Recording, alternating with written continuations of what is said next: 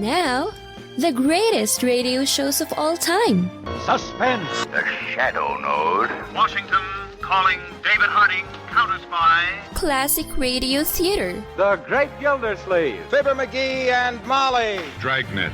Gunsmoke. The Lone Ranger. Now, step back into our time machine with your host, Wyatt Cox. Good evening, friends of the Inner Sanctum. In the past, we've broadcast episodes of The Story of Dr. Kildare, starring Lou Ayres and Lionel Barrymore, and The Adventures of Maisie, starring Ann Sothern. Here's another one from the catalog of MGM's radio collection. This one was an adaptation of their anthology crime series of short subjects that ran from 1939 to 1947. This is entitled Crime Does Not Pay. This episode of that anthology program was originally broadcast December 19th, 1949, and it's about the dead pigeon. Crime does not pay.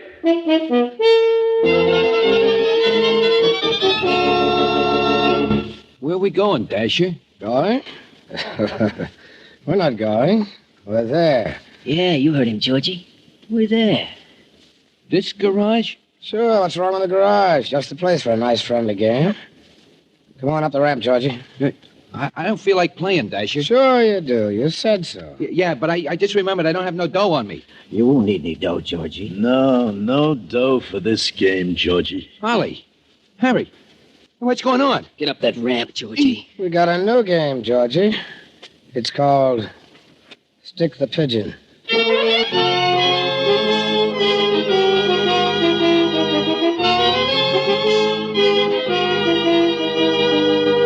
In the interest of good citizenship and law enforcement, we present Crime Does Not Pay, based on the famous Metro-Goldwyn-Mayer series of short subjects. Now, Crime Does Not Pay, starring Myron McCormick as Louie the Dasher Monroe in Dead Pigeon.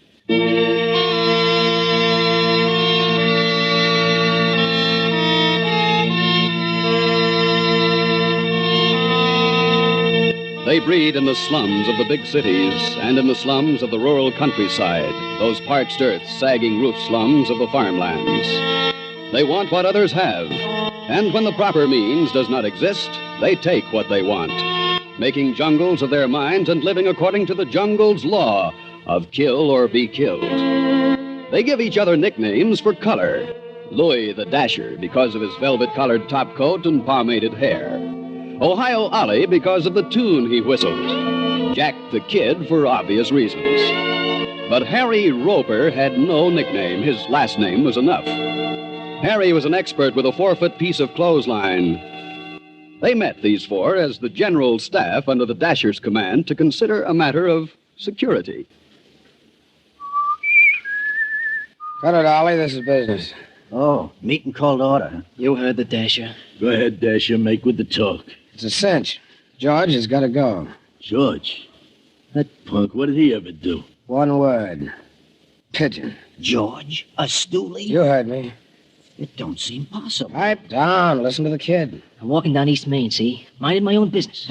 That's different for a change. Cut it, Ollie. Okay. So you was walking down East Main? Yeah. About a block up the line, I see George. You know that crazy walk of his, the way one shoulder, the left one, is always lower than the other? It's always easy to tell him that far away. Get on with it. Anyways, all of a sudden, up comes a proud car alongside George. The door opens, in jumps George, like he was used to it all his life. Just in with the cops. About an hour later, I'm in the drugstore crossing the station house. Out comes George and walks away. That don't prove nothing. Maybe they had a piece on him from the prowl car. That was the day they picked up Stan right out of his hideaway. Nobody knew where he was, except us and George. What else? The day before they broke up the game back at Marty's Laundry, George was down at the DA's office. 2 days before they shot it out with Johnny Sugar, I saw him make a pinch on George. A rap that didn't stick more than 3 hours. That's enough. Me too. When do we give it to him, Dasher? Tonight, if we can find him. We'll find him. Want me to look?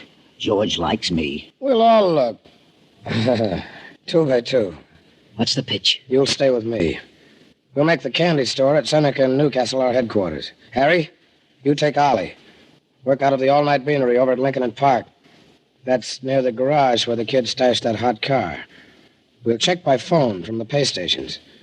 Whoever finds George talks him into a small game in the garage. No shooting, understand? I want Georgie to know why and how he's getting it.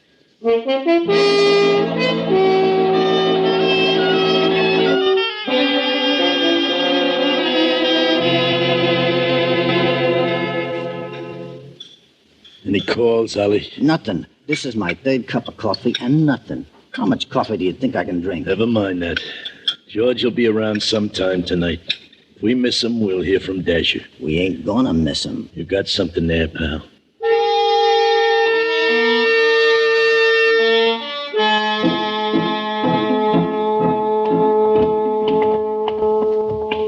How much longer are we gonna walk, Dasher?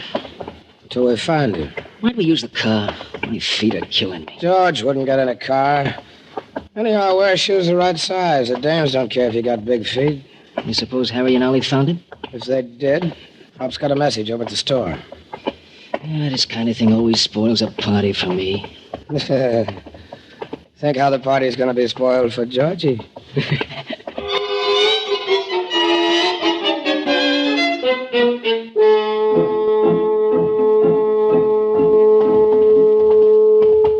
I never noticed before. The streets are awful quiet this time of night. Oh, morning. That's why I said no guns. I get it. I sold George. Take a look at this. Come over here under the lamppost. What is it? A note. Read it. Meet me in my office Wednesday, 10 a.m. Tom Edwards. Hey, that's the DA. Let's walk. I figure we'll plant that note on George. When the cops find him, they'll find the note. Newspaper boys will get it and print it. And everybody will know George was a stoolie. They'll pin it on us. Don't worry, kid.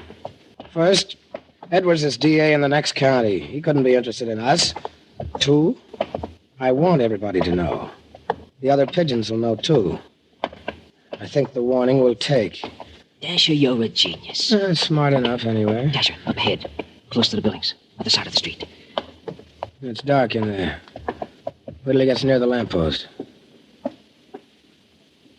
Yeah, it's Georgie. I know that walk any place. Come on, kid. Right. Hi, Georgie. What's your hurry? Oh, hiya, Dasher. Going any place special? No place special. Interested in a little game, maybe? Maybe. What's cooking? Blackjack.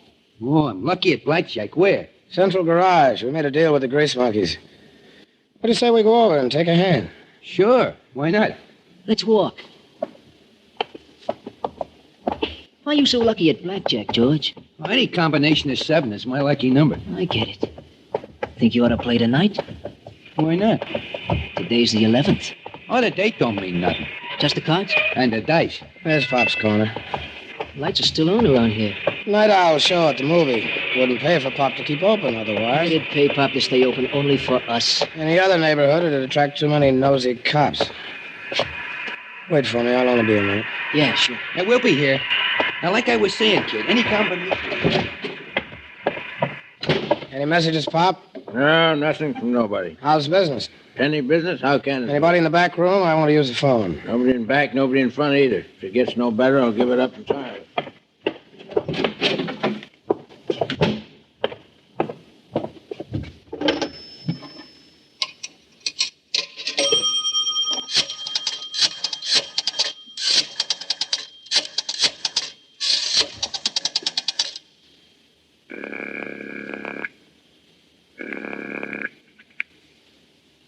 Harry? Right. We got him. Check. 15 minutes. And double check.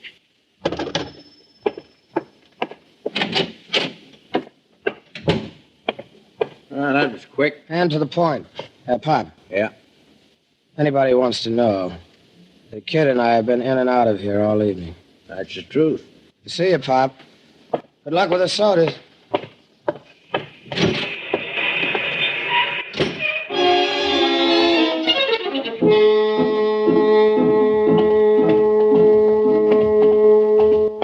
We almost there, Dasher? Almost. Why? My feet hurt.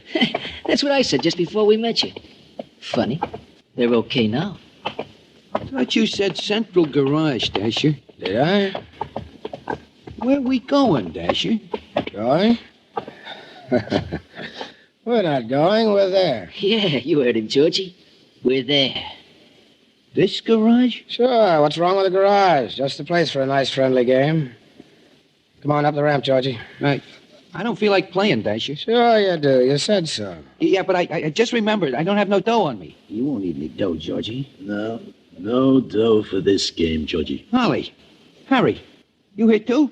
Hey, what's going on? Ramp, Georgie. Hey. We got a new game, Georgie. It's called Stick the Pigeon. No, you can't. Come on, get him inside before he wakes up the whole neighborhood. Get up there. Just like a Dasher. No, get him in the back, way back. Come on. That's it. No, I didn't do nothing. Honest, I'm clean. And for Stan.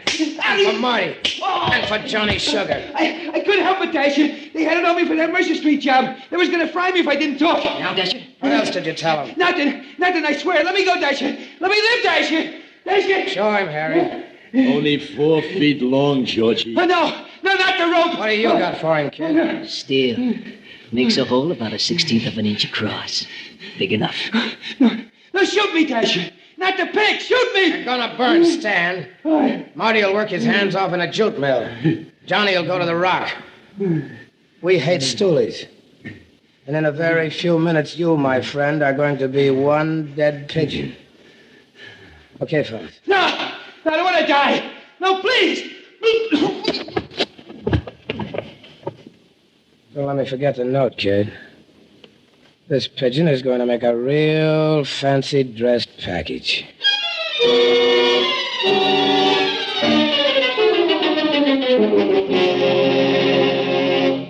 December 19th, 1949, Crime Does Not Pay on Classic Radio Theater with Wyatt Cox.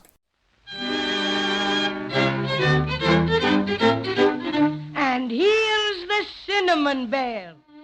The oldest known children's Christmas cereal in radio history, The Cinnamon Bear, featuring some of the most popular actors in radio history, including Elliot Lewis, Joseph Kearns, Verna Felton, Lou Merrill, Frank Nelson, Howard McNear, and child actress Barbara Jean Wong.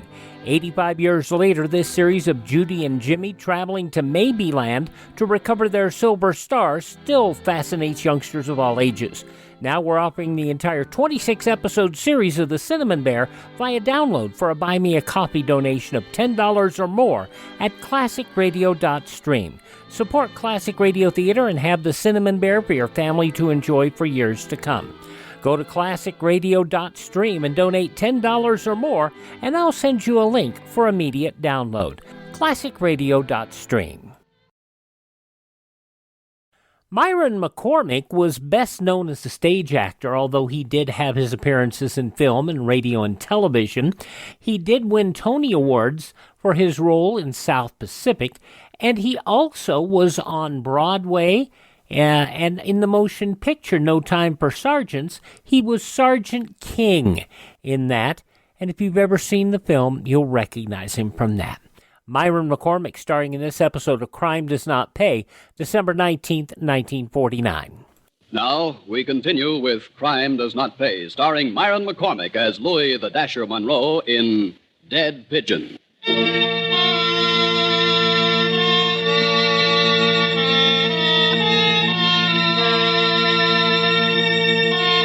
They found George, the dead pigeon, next morning. The stolen car into which his body was tossed was abandoned on a quiet, tree-shaded residential street. A passing policeman noticed the cloth of George's coat caught in the door of the locked car. One look through the window, and that particular policeman was on his way to the nearest call box. Shortly thereafter, prowl cars, squad cars, an assistant medical examiner, and the wagon from the city morgue converged on the spot. That tree-shaded residential street was quiet no longer.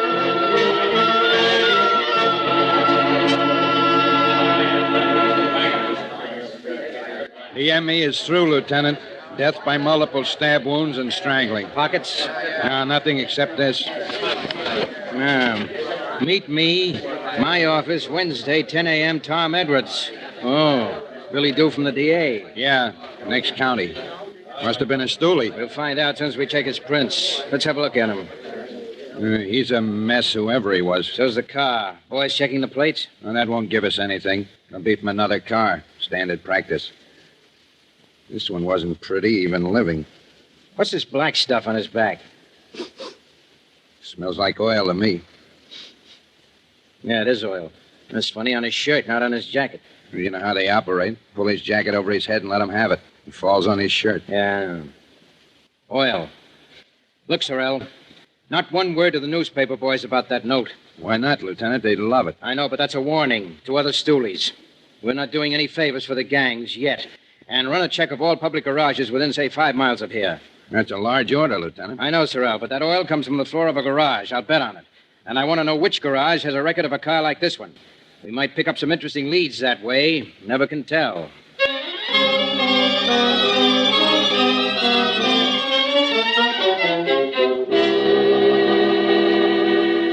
Company's come, Lieutenant. Picked up Joey here when he came to work tonight. Lieutenant Swenson, this is Joe. Hello, Joe. They still call you the baker? No more, Lieutenant. I'm going straight now. I got this job and been sticking to it.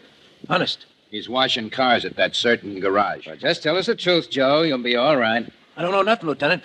I pick up and deliver cars, too. I'm out of the garage most of my shift. Yeah, we know that. Still reporting to the probation officer, Joe? Yes, sir. I thought so. You know, I think you're a lucky break for us. Me? Lucky for you? Sorrell, get a chair for our friend Joe. Of course, Lieutenant. Would you sit down, Joe? That is, well... I said sit down. Yes, sir. Now start talking, Joe. What about? Oh, stop that. You know about accessory after the fact. I don't know nothing. There was no call either to pick up or deliver at your garage from midnight last night until 4:12 this morning. The record's here on this sheet. You were there. All right. I was sleeping in one of the cars where I could hear the phone. And hear and see a murder committed. The murder our medical examiner says took place between 1 and 4 a.m. this morning. That left bloodstains in the rear corner. That left oil smears on the back of the victim. You didn't sleep through anything like that, Joe. Now stop stalling, or you'll go back to your cell up the river. Have a heart, Lieutenant. If I talk, I'm good as dead. If you talk, you'll live longer and better. Better than behind bars, Joe. I can't. He was a stoolie. They'll give it to me the same way. And you saw it. You did see it. I'm scared to talk, Lieutenant. I want to live. If all the lily lived. All right, Sorrell. Take him down to Davis Street Jail and lock him up. But I didn't do anything. You're a material witness, and your bail is going to be as high as the DA can get the judge to make it. 1,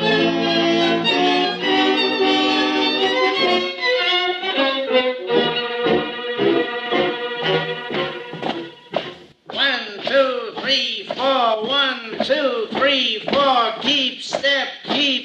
Hey, you're here to exercise, so exercise. This ain't no playground. Keep moving. Blackie, No you talking. heard? You know the rules. Joe the No Baker is talking. here. Cell 23. Material witness, George the Pigeon. Pass it. Check. Hey, Phil. Joe the Baker. Cell 23. George the Pigeon. Material witness. Pass it. I thought I just said no talking. Shut up, you hear? Yes, sir. I wasn't talking, sir. Get word out. Joe the Baker. Cell 23. Material witness. George the Pigeon. Gotcha. I'll pass it.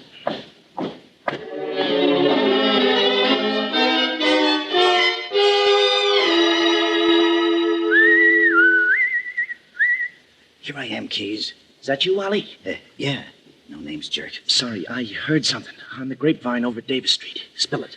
They got a witness on that pigeon killing. They couldn't. Who is it? Joe the Baker, remember? Yeah. Where was he? Asleep in a car.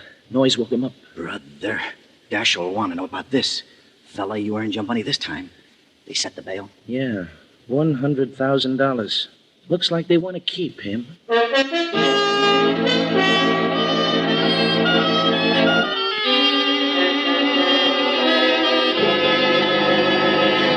So that's it there, Sheriff. All the lousy breaks. And a character like that. Okay, Ollie, we'll get him out. Spring him? No, legitimate. We'll bail him out. Well, we get the 100 G's. Don't worry about that. The Constitution says no big bail or something. I'll send the mouthpiece into court in the morning. You'll get that bail reduced, and we'll put it up. Get it? And then what? When Joe the Baker walks out, we'll be waiting for him. He'll jump bail, all right. They'll never find him. And it'll be worth every cent it'll cost us.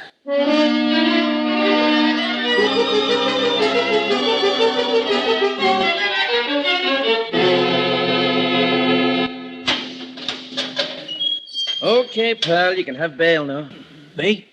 Who'll put up 100 G's for me? How should I know? Only it wasn't that much. Some mouthpiece talked to the judge. It's down to 10 G's. So long, Joe. It was nice knowing ya. Drop us a postcard, Joey, if you can. Get going, pal. I ain't going.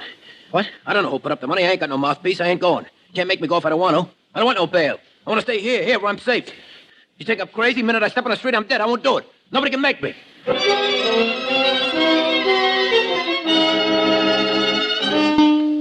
You giving me this straight, Ollie? Straight like I got it. Our pal, the Keys, says Joe suddenly got smart and refused the bail. What wised him up? Seems like the other characters in his cell block began wishing him goodbye. That's what he got. I'd like to... Easy, Dasher. That's my job. Those dumb, stupid... Next thing you know, the baker will start to talk. I wouldn't be surprised. If we could just get him out for 30 seconds. If. Haven't you any imaginations? Figure something. As long as he stays in there, who can touch him?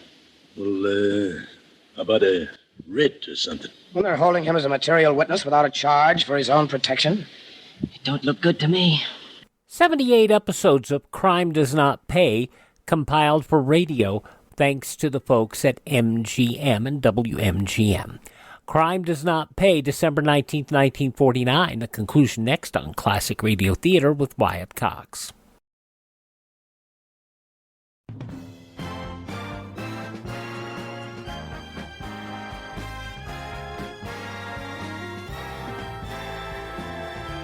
Now on Classic Radio Theater with Wyatt Cox, the conclusion of Crime Does Not Pay, December 19th, 1949. We can't get him out, and we can't get in.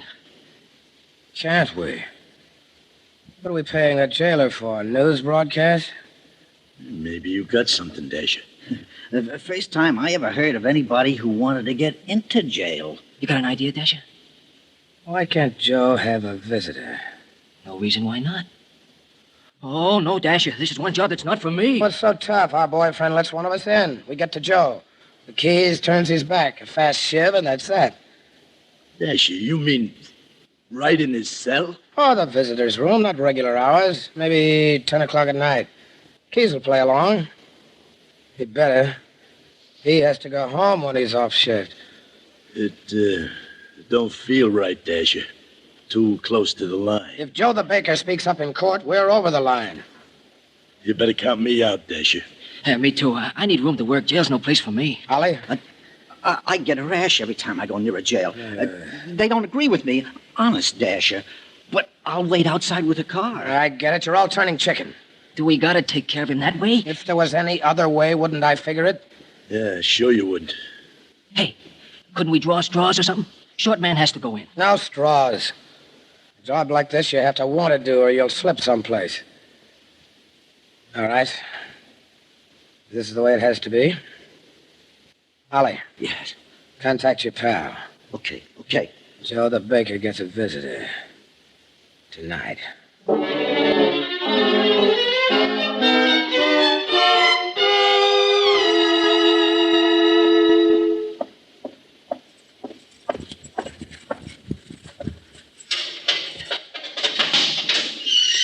What's that?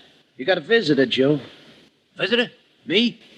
You want to see me, and since when visitors 10 o'clock at night? You ask too many questions. Come on. Hey, I don't understand. Come on your feet, Joey. Let's go. Okay, I'm coming.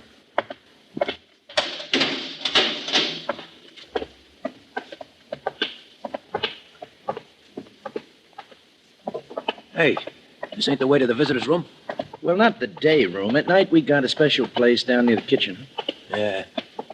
Okay. It's in here, Joey.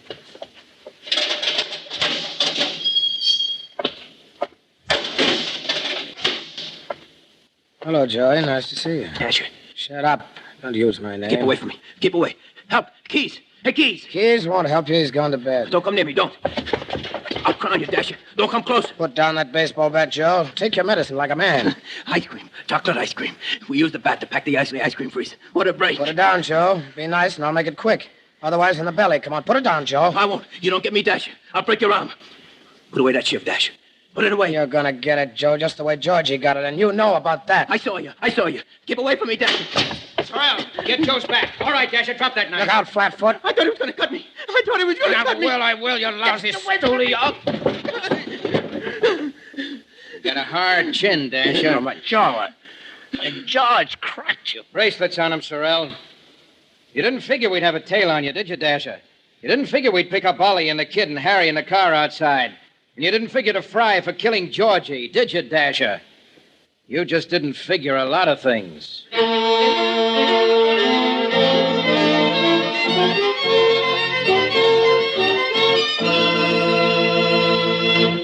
Crime does not pay.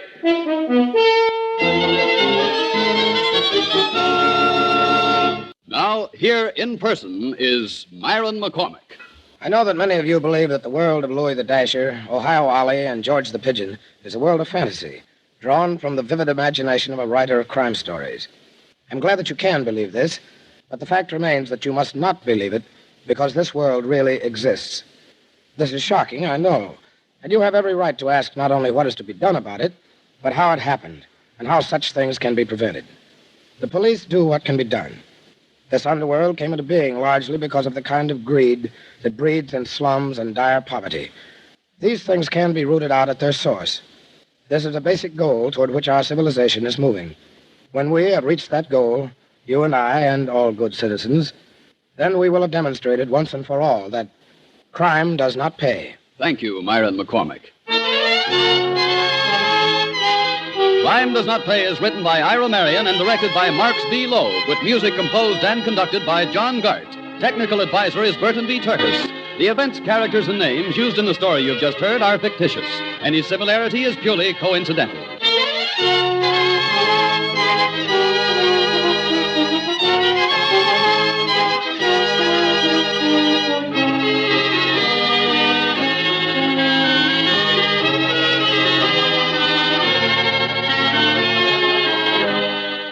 December 19th, 1949, Crime Does Not Pay on Classic Radio Theater with Wyatt Cox. You're listening to Classic Radio Theater with Wyatt Cox. Now, the Christmas 5-part Yours Truly Johnny Dollar story. This is not a pretty show by any stretch of the imagination, but it does end up being very holiday-filled. The episode is entitled The Nick Shurn Matter, December 19th, 1955. From Hollywood, it's time now for Johnny Dollar. Don Wilkins, Johnny. Tri-Mutual Limited. Oh, hi, Don. Thanks for the Christmas present. Well, just don't take out the cork near an open flame. Yeah. Say, you know anything about a guy named Mel Pryker? Nothing good about him. Why? Got himself killed last night. Murdered. Pryker was born to be murdered. Maybe so, but not at our expense. We're holding a $100,000 policy on him. Wow. Who's the beneficiary? His partner, Nick Shurn. Nick Shurn. You picked a fine pair of rats. Yeah, I know that now. The New York police are holding Shurn, but they've got no evidence. Go down there and check it out for us, Johnny. If Nick did the killing, we're off the hook. Any witnesses? One, apparently, the hat check girl in that nightclub of theirs. What's her story? I wish I knew. She's disappeared.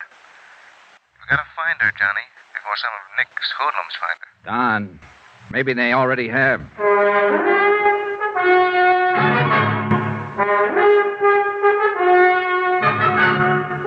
Tonight and every weekday night, Bob Bailey in the transcribed adventures of the man with the action-packed expense account, America's fabulous freelance insurance investigator. Yours truly, Johnny Dollar.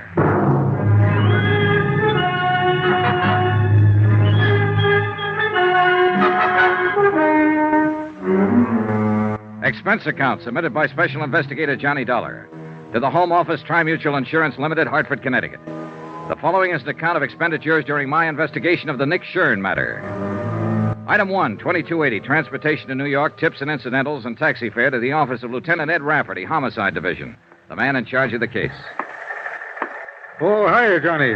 How have you been? Not bad, Ed. How's the homicide business? Terrible. Did you look at that teletype? Shoplifting. 5 complaints right in a row. The week before Christmas, that's all we get. Shoplifters. Mel Pryker wasn't shoplifting. Oh, you working on it, Johnny? Yeah, the insurance angle. Nick Shurn's the beneficiary. $100,000 policy. Well, you got a tough one, boy. Shurn killed him all right, but I don't think we're going to be able to stick him. Come on in the office. Hey, you know what that kid of mine wants for Christmas? Marilyn Monroe? Oh, next year, Johnny. He's only 10, you know. Go ahead. Okay, thanks. No, he wants a motorbike. Can you tie that? 10 years old, and he says he needs a motorbike. Have a chair. Okay. Well, look, I know a factory representative here will make you a good deal on one, eh? Oh, now, forget it, Johnny. No, I was 14 before I even had a pair of roller skates. And then I had to buy them myself. No, kids are spoiled today. That's the half of what's wrong with them. There's the file on the case. What little we've got. Okay. Uh-huh. Yeah, how'd it happen, Ed? You mean, how do I think it happened? That's good enough for me. Mel Pryker and Nick Shurn were both in the rackets for years, as you probably know. Yeah, I've heard rumors. Well, a while back they teamed up and opened a string of supper clubs. That's where Pryker got it, in their main club, the Ches Colette. Strictly legitimate, huh? Well, more or less, I guess. They could afford to be. The dough they were making and arguing over, according to the word around. That's the reason for the killing, the way you see it. Sure. Nick figured if half was good, all the take would be twice as good. And the insurance on top of it. You're a fast one, Johnny. Anyhow, several people heard the shots about 2:30 in the morning, it was, right after the club closed, but none of them bothered to report it. The clean-up crew came in at 3 and found Pryker's body. He was lying in his office, shot twice, gun on the floor beside him, no prints. It was his own gun, and it was kept there in his desk. Where was Nick Shurn? Well, we picked him up an hour later at another one of their clubs. The manager was with him, and, Benny Stark. Now, he used Benny, yeah, I know. Trigger man for Nick's mob in the old days. 15 years overdue for hanging. That's our Benny. Anyhow, they both swear that Nick was there from 1:30 on. Uh-huh. What about a paraffin test, Ed? Positive, clear to the elbow, and you can throw it out the window. What do you mean? Earlier that evening, Nick spent 2 hours at a shooting gallery uptown, firing a pistol. Ooh, smart, huh? He really planned for it. He really did. But without a witness, we haven't got a chance. I understand there was a witness. Some girl who was mixed up in it. Easy, Johnny. You're talking to a Rafferty. So the girl's Irish. Miss Kathleen O'Dare. Old country, back 3 generations. County Kildare. Then naturally she's as innocent as a newborn babe. Naturally. Then how does she figure? Well, a taxi driver who knows her said that he saw her leave the club 5 minutes after the shots. She denied it, said that she left at closing time. Well, now, in my book, she was lying. Scared to talk, huh? Paralyzed. And with plenty of reason. You know Shurn's reputation. What about the cab driver? Now, I changed his story. He said it might have been some other girl he saw. Oh, no, don't tell me, Ed. Let me guess. That's right. His name's O'Toole. And I forgot to mention that Kathleen's pretty. Naturally. Anyhow, I let her go. I had to. And when I went around to talk to her this morning, she'd flown the coop. Any chance some of Nick's boys grabbed her? I don't think so. It looked more like she came home, packed in a hurry, took her kid, and blew. Kid? 8-year-old daughter. Irish and a mother, too. I was on sacred ground. Oh, I was fingering me gun. No, seriously, Johnny. Would you find her? She may be able to break Nick's alibi, and it's our only chance. And it might be her only chance. Nick Shurn's not the boy to leave a loose end lying around. I know. I've got 30 men checking bus depots, airlines. And no luck, huh? In this mess, this time of year, I'm a hard-boiled cop, Johnny. I've got no Christmas spirit. I'm glad it only comes once per annum.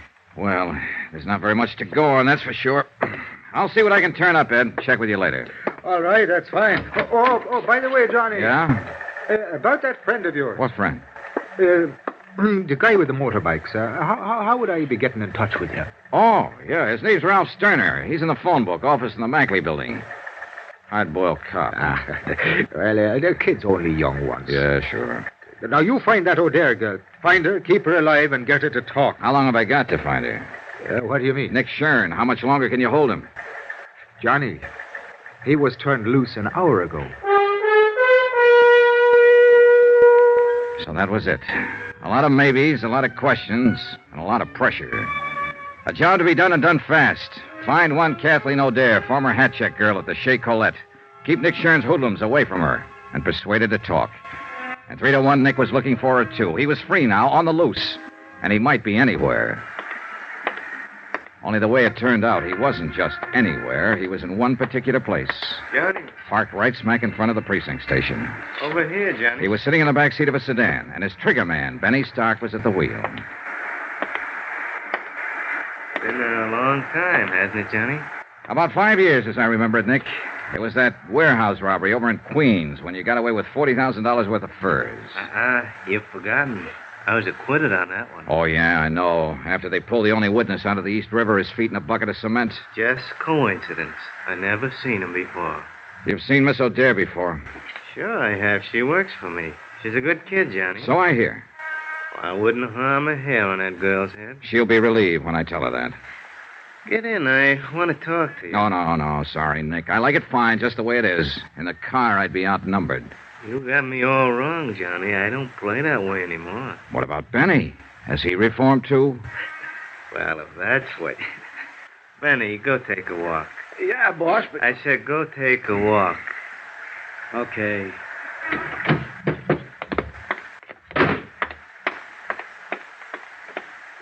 Get in, Johnny. Well, what's on your mind, Nick? You working on this case? Yeah, I'm on it. Why? That's what I figured. I was talking to my lawyer in there and saw you go to Rafferty's office. I guess the insurance company's going to try to welch on that claim. It's your party, Nick. You talk. I got a better idea. What's that? You know, it's real nice out in Las Vegas this time of year, Johnny. A man could have a lot of fun out there for the next month with maybe $10,000 to play with. What man are you talking about? You. I don't have $10,000. You will. 30 minutes from now, if you say the word. Oh, Nick, you're lucky we're not standing out there on the sidewalk. In a car seat, I haven't got room to swing. Still a fool, huh? I don't know. Why don't you write me about it? You'll have plenty of time. Up there in the death cell. Suppose I didn't make any claim on that policy. Then you wouldn't have any reason to stay on the case. No sale, Nick. $100,000 is a lot of money. I'd want to find out why you didn't make a claim. You know why. You're out to pin this on me, and so are the cops. A man with a record hasn't got a chance. You should have thought of that before you killed Mel Pranker. Want to know something, Johnny? I didn't kill him. Well, I'm betting you did. What do you care who killed him? You're not shedding any tears over it. No, but I'd sure hate to see you get away with it. And I'd hate it even more if anything happened to that girl. Kathy O'Dare? Now, what could happen to her? She just might fall in the river. She probably thinks she's safe as long as she hides from the police and refuses to talk. She doesn't know you very well. You had me all wrong, Johnny. You know, you hear a lot about peace on earth, goodwill toward men around this time of year. Well, I don't have much goodwill toward the kind of rat you are. And I figured there'd be more peace on earth if you weren't on it. Push me, and maybe that's what'll happen. Well, at least that's fair warning. Yeah, it's fair warning. I'm going to tag you for this, Nick. You can count on it.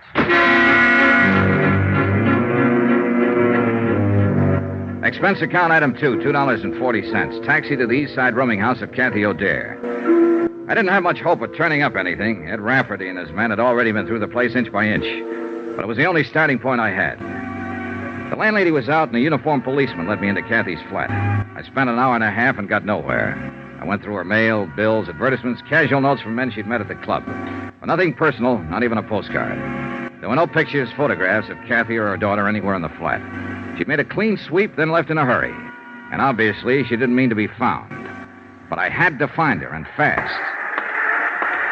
It was dusk when I left. The street lamps were on, and the colored Christmas lights in the windows along the block. Snow was falling in big, soft, gentle flakes, and there was a holiday feeling in the air. It was neither the time nor the setting for murder. Make contributions, son? Give a little something to help poor? Oh, sure. How's it going this year, Santa? Oh, it's better than usual, but it just seems there's never enough to go around, no matter how... Well, bless you, son. Thank you kindly. Don't mention it. Good luck, Pop. Thank you, son.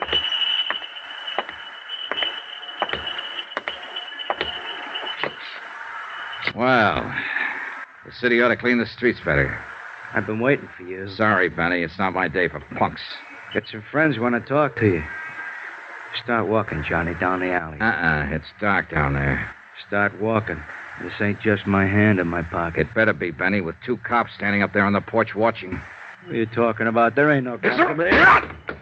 I smashed him in the mouth and knocked him flat, followed it up and kicked his gun in the gutter. He rolled over, came to his feet, and rushed me. I was hoping he would.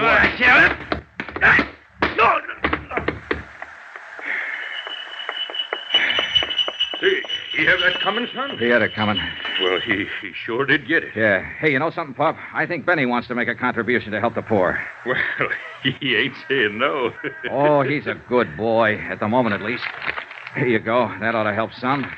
3, 4, $500. Put it where it'll do the most good. Well, Merry Christmas, son. Happy New Year. Yeah, same to you, Pop, and many more of them. Hey, taxi!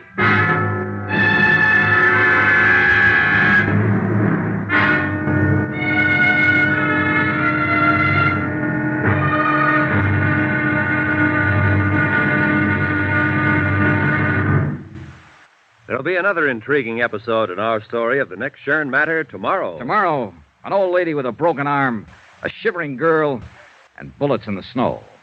Join us, won't you? Yours truly, Johnny Dollar.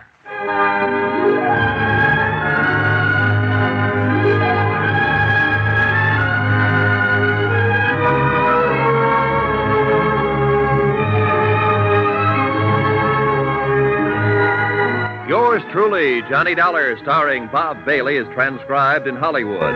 Written by Les Crutchfield, it is produced and directed by Jack Johnstone. Be sure to join us tomorrow night, same time and station, for the next exciting episode of Yours truly, Johnny Dollar. This is Roy Rowan speaking. A very effective way to get a donation, wouldn't you say? December 19th, 1955, yours truly, Johnny Dollar on Classic Radio Theater with Wyatt Cox. Visit Ted at RadioMemories.com. He has a complete collection of yours truly, Johnny Dollar, available on cassette, CD, or flash drive for your computer. That's RadioMemories.com. My webpage, classicradio.stream. Stream our shows on demand. Learn more about building a classic radio collection of your own. Find our social media links and contact me. And if you'd like to support our program, you can buy me a coffee. That buy me a coffee money goes for us acquiring additional classic radio collections and also toward making sure our distribution channels stay up and running. That's at classicradio.stream. Thanks for tuning in. Thank this station. Support the advertisers. Tell your friends the great radio shows are right here at this spot on the dial. Classic Radio Theater with Wyatt Cox on your favorite radio station.